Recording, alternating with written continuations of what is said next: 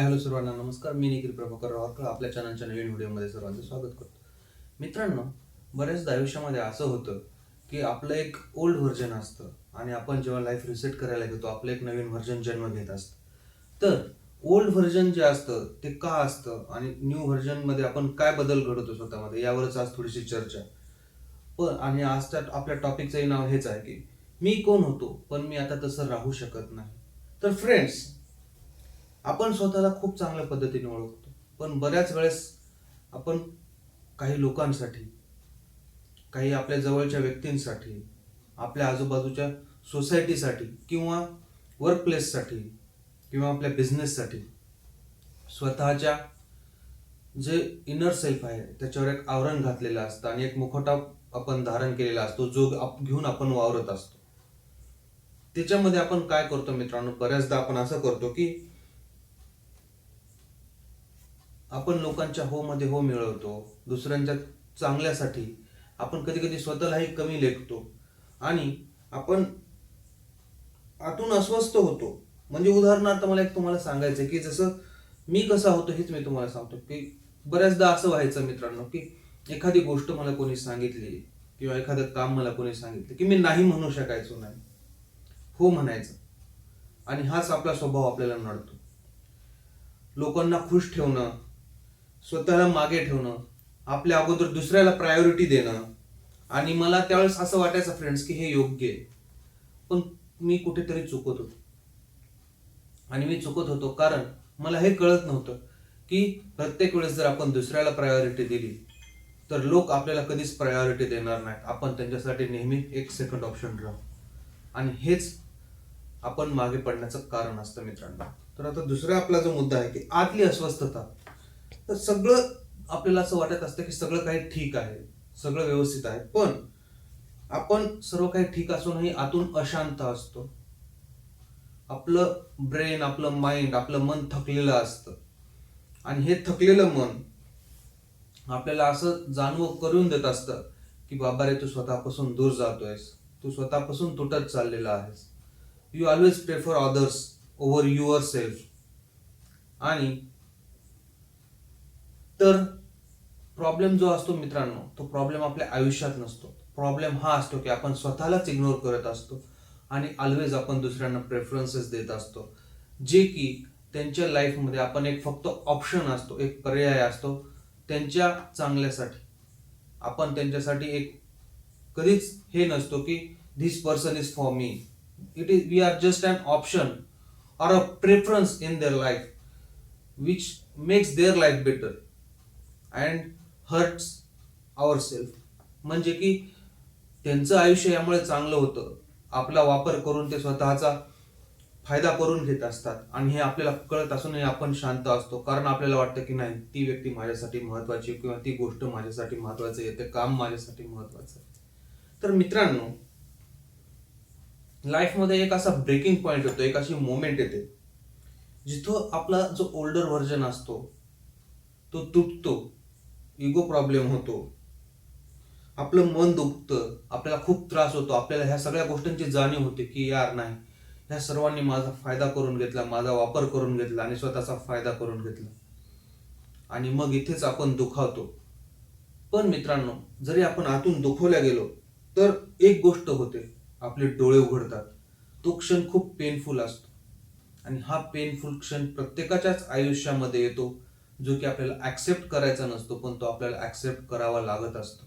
आणि इथे आपल्याला खूप त्रास होतो कारण आपल्याला खरंच कळतं की कोण आपलं होतं आणि कोण फक्त आपला वापर करून घेत होतं मित्रांनो. आणि हा पेनफुल क्षण आयुष्यामध्ये खरंच खूप आवश्यक असतो. तर मित्रांनो, आपण स्वतःमध्ये चेंज घडवतो म्हणजे बिट्रेल करत नाही.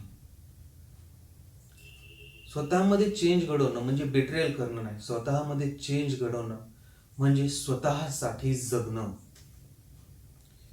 लोक म्हणतात तू बदललायस, पण सत्य परिस्थिती त्यांना माहित नसते. हो, मी बदललोय, पण मी स्वतःसाठी बदललोय, मी तुमच्यासाठी बदललेलो नाही. मी स्वतःसाठी यामुळे बदललोय कारण मला कळून चुकलंय की मला काय पाहिजे, हे महत्वाचं आहे.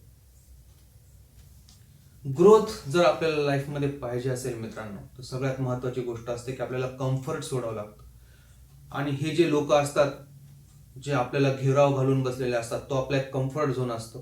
कारण त्यांच्या फायद्यासाठी ते आपल्याला पॅम्पर करत असतात, आपल्याला चांगलं म्हणत असतात, तू असा आहेस, तू तसा आहेस, किंवा त्यांच्या बेनिफिटसाठी ते आपल्याला खोटं प्रोत्साहन देत असतात. आणि ह्याच्यामुळे आपल्याला असं वाटतं की नाही, आपण एक गुड बिईंग आहोत. हा कम्फर्ट जेव्हा आपण सोडतो तेव्हा आपल्याला कळतं की सगळ्यांसाठी बदल स्वीकारणं सोपं नसतं. जेव्हा आपण स्वतःला चेंज करायला लागतो, जेव्हा आपण स्वतःचा विचार करायला लागतो, तेव्हा आजूबाजूच्या लोकांना हे लक्षात येतं की अरे नाही, हा आता पहिल्यासारखा राहिलेला नाही, याला हे गोष्टी कळतात. ऍक्च्युली आपल्याला गोष्टी पहिल्यापासून कळत असतात, पण आपण एक डोळ्यावर पट्टी बांधलेली असते की नाही, हा व्यक्ती माझ्यासाठी महत्वाचा आहे, हे काम माझ्यासाठी महत्वाचं आहे, हे केलं तर ते मला चांगलं म्हणतील, ह्या व्यक्तीच्या नजरेत माझी इमेज चांगली राहील. We always prefer our image than our ego and than our self respect. आपण स्वतःच्या आत्मसन्मानापेक्षा आणि स्वाभिमानापेक्षाही बऱ्याच वेळेस आपल्या स्वतःच्या फेक खोट्या प्रोत्साहनाला किंवा खोट्या प्रेजला जास्त महत्व देतो, आणि इथेच आपण चुकतो आणि फसतो. तर मित्रांनो, लाईफमध्ये हेही लक्षात आलं पाहिजे की आपण कुठे चुकतोय. आणि सगळ्यांसाठी हा बदल स्वीकारणं सोपं नसतं मित्रांनो. जेव्हा आपण हा बदल स्वीकारायला चालू करतो तेव्हा बरेच चेंजेस होतात, बराच त्रास होतो. बट असं म्हणतात ना की टाकीचे घाव सुचल्याशिवाय देव पण येत नाही. दगडालाही देव बनण्यासाठी छन्नी हातोड्याने ठोकून एक आकार घ्यावा लागतो. संगमरवर तेच असतं. फरशीवर बसवलेल्या संगमरवरावर लोक पाय देतात, पण तोच जर संगमरवरापासून देवाची मूर्ती घडवलेली असेल तर त्याला आपण झुकतो, त्याच्यासमोर आपण नमस्कार करतो. हे जेव्हा आपल्याला कळतं की आपण एक संगमरवर होतो आणि मग आपण स्वतःलाच छन्नी हातोड्याने जेव्हा ठीक करायचा प्रयत्न करतो, आपल्याला बदलायचा प्रयत्न करतो, तेव्हा ते लोकांना सहन होत नाही आणि त्यांना असं वाटतं की आपण बदललोय, पण आपण बदलत नसतो. आपण तोच असतो, फक्त आपला एक नवीन व्हर्जन जन्म घेत असतो जो की आपल्यापेक्षा बेटर असतो. मित्रांनो, आणि हे ध्यानात घ्या, आपलं ओल्डर व्हर्जन काही वाईट नसतं. वाईट कोणीही नसतं. वाईट ही वेळ असते, ती सिच्युएशन वाईट असते मित्रांनो. आपला ओल्डर व्हर्जनही चांगलाच होता आणि आपला न्यूअर व्हर्जनही चांगलाच आहे.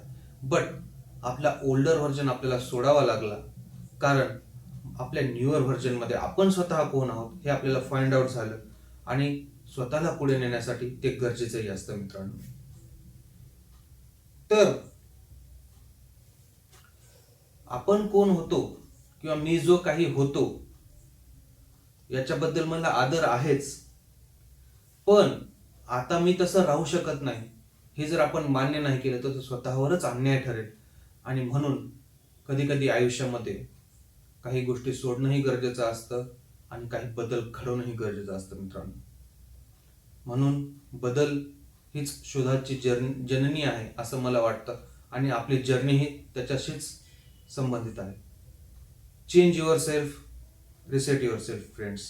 This is it for today. This is Nikhil Harkal Talks, real real life, real reset. Thank you.